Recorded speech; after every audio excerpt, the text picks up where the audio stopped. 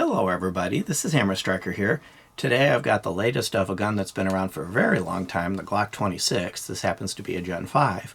And I've got a Canik that is relatively new. This is the METE MC9. Please don't forget to check out our website. Go to our affiliates page. You'll find discount codes for things like Mantis X and Core belts. Link to that cool little bore light that we use for lighting up the barrels.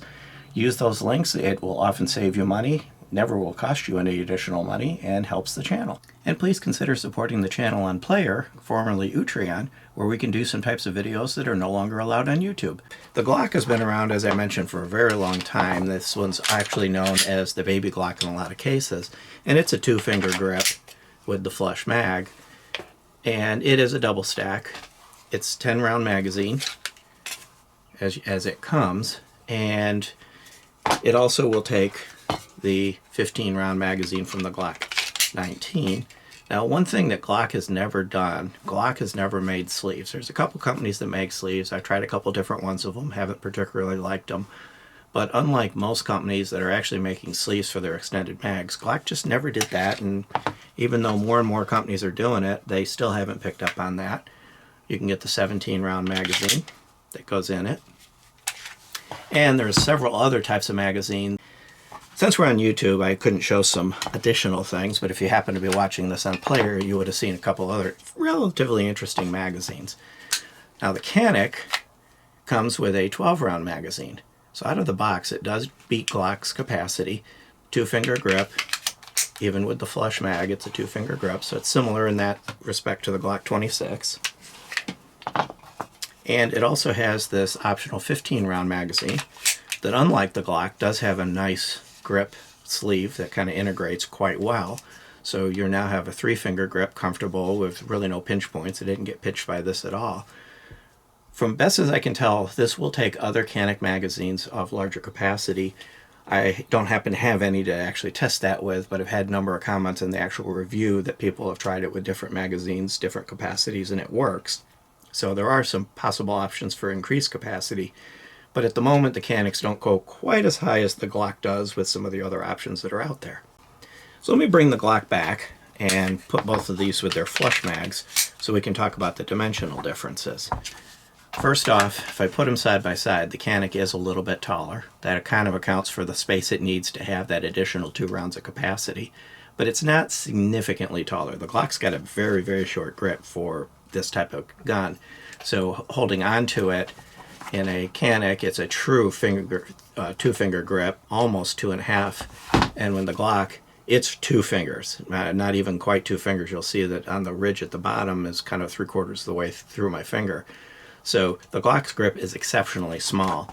From a concealed carry perspective, the Canik's grip is small enough that it's going to fit anywhere you could put the Glock, you're going to be able to put the Canik. So the grip length is not going to be significant, but the actual numbers are 4.17 for the Glock and 4.52 for the Canik. Not a significant difference. From a length perspective, the Glock's actually a little bit longer. You can kind of see it sticking out there. It's 6.42 versus 6.1. Another metric that's not going to really make a big difference in how you can carry it or where you can carry it. One metric that may make a bit of difference, because thickness matters when you're putting it inside the waistband, the Glock's a little thicker at 1.3 versus 1.12. But it's not a colossal, catastrophic, massive difference. Weight, they're a little bit different. The Glock is 19.72 and the Canik is 21.27. So you got about an ounce and change of difference. So overall, metrics aren't going to change whether or not you're going to pick one over the other than capacity. As far as base capacity and mag sleeve comfortable capacity, the Canik is definitely going to win, because even though you can do other magazines in the Glock, they don't integrate quite as well as the Canik does. Now, the sights on these are now going to come down to opinion. I happen to like the Glock U-Dot sights. They're easy to see, they're clear, easy to use at the range. The Canik has a white dot front sight and a blackout rear. That I don't like as much, but you see the Canik is optics ready. So at that point, you can put an optic on it, which negates the rear sight entirely. So there is a little bit of flexibility there. The Canik has got kind of more modern capabilities than many guns in this territory. Both of them have replaceable back straps. and both of them have front and rear serrations. You do have an extended slide stop slide release on the Canik that's actually relatively easy to get, but it's beveled and tapered so it doesn't get in the way, it doesn't snag on things. The Glock has a very low profile. I find it easy to use and easy to operate. It is flush and it is tapered with a little ridge here to keep you from catching underneath it with clothing or whatever. So from that standpoint, they're similar, and when you get into the Gen 5s, the Glock has a ambidextrous slide stop slide release and reversible mag catch, and the Canik has that extended release on the other side as well as a reversible mag catch.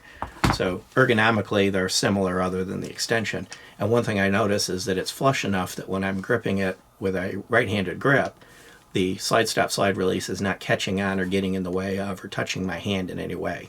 So adding that ambi feature has not hurt the usability of the gun or the comfort for the shooter who's carrying it the opposite way of the slide stop slide release. There are some nuances that kind of influence one having some advantages over the other. The front end of the Glock is very tapered, make it easy to reholster. The Canik it's kind of got a little bit of a shelf here, so it may have a tendency to want to catch on the holster. Overall, see, it's kind of flattish. It is beveled in shape, but these two flat points might want to catch on the edge. Big difference? No, it's just kind of a nuance. Canik has the advantage of having a 3-slot Picatinny rail. The Glock has no Picatinny rail, but these things have been around long enough that the aftermarket has caught up with laser trigger guard lasers and lights and all sorts of things.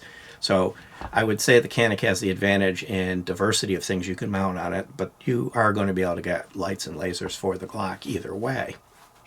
The triggers on these are different, but they work very similar. They're both striker-fired guns.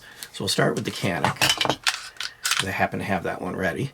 It has the inertial toggle. It's red. It disappears very quickly. There's a little bit of serration on the trigger. And by the way, there's some serration on the front of the trigger guard if you want to put your fingers there.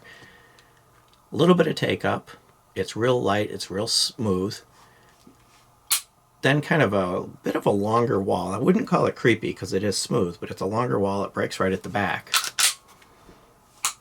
Very, very short reset. A little bit of take-up to get back on the wall, and then a break. And you could actually almost call this kind of almost like an extended take-up. So you feel it here, and there's a little bit more take-up, and you do pick up a defined wall and then the break. If you want to take advantage of that, it's going to take a little more practice and skill. If I do the Glock triggers are fairly consistent across all Glocks. Again, it has the inertial toggle. It disappears quickly. It has a smooth, rounded trigger face, but no serrations on it.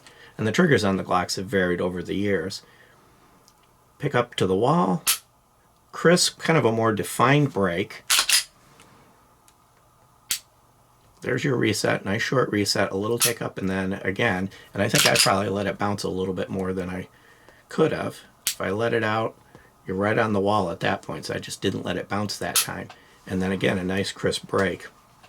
And this also has serrations on the front of the trigger guard and kind of a curve to kind of set your finger, which is also used by the various things that mount there. Overall, I would say the triggers are very close. Canik trigger is actually slightly nicer if you ignore that kind of that second take-up. Overall, the Canik trigger is slightly nicer, but they're close enough that at the range, you're just not going to notice the difference. Once you're used to one or the other, you're going to really not notice the difference. They both have the internal drop safeties. The Canik does have a striker cocked indicator that you can feel with your finger, and you can see looking down at it that when you fire it disappears. It has a loaded chamber indicator on the top. The Glock does not have the striker status indicator, and its loaded chamber indicator is the extractor. When it's loaded, this will stick out a little bit, and you can feel it with your finger. As you run across, you'll feel that protrusion stick out. Accomplishes the same thing, just accomplishes it differently. From a maintenance standpoint, most of these are equally able to be maintained. You pull the trigger to release the striker, and then you pull down on the tabs. I would say that the Canik's tabs are a little easier to get a hold of than the Glock. The Glocks are very recessed, and sometimes if you have weaker hands, you can have a harder time getting a hold of them. The Caniks are similar to like the PPQ and many of the others where they're kind of pronounced, but they're still not going to be activated inappropriately. You're not going to activate these when you don't mean to. But overall, either one of these, once you learn how to do it, is going to be equally easy to maintain.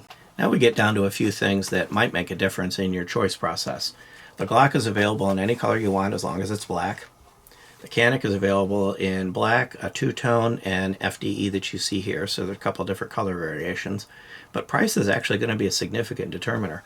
The Canik is $439 MSRP, and the Glock's MSRP is approximately $650. Glock doesn't publish MSRPs, but they do enforce MAP. So you search on the internet, you'll tend to find roughly what the MSRP is by the advertised price. So the Canik comes in significantly less expensive. From a shootability perspective, other than the blackout sight, which I always have trouble with, I had no trouble shooting either one of these well.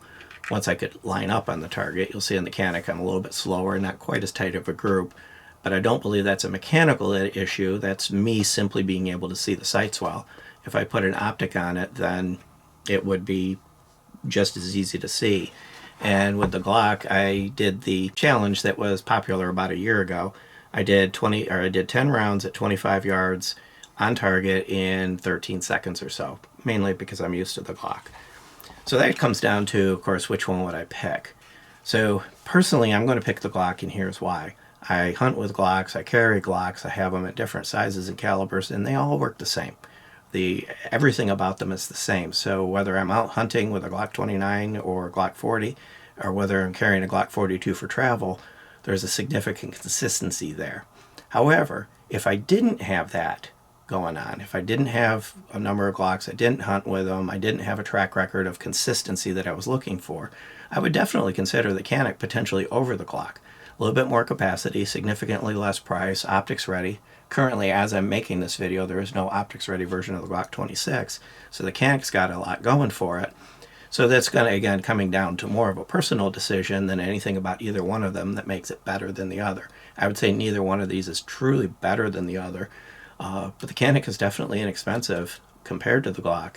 And the Caniks overall, they do make good guns, and they have kind of developing that track record of reliability. Beyond that, if you like our videos, please give us a thumbs up, share, subscribe, check us out on Facebook, Instagram, Twitter, Rumble, Getter, and also check us out on Player. And if you watch this video on Player, there's going to be some footage in there that we're truly just not allowed to put on YouTube anymore. Beyond that, and thank you.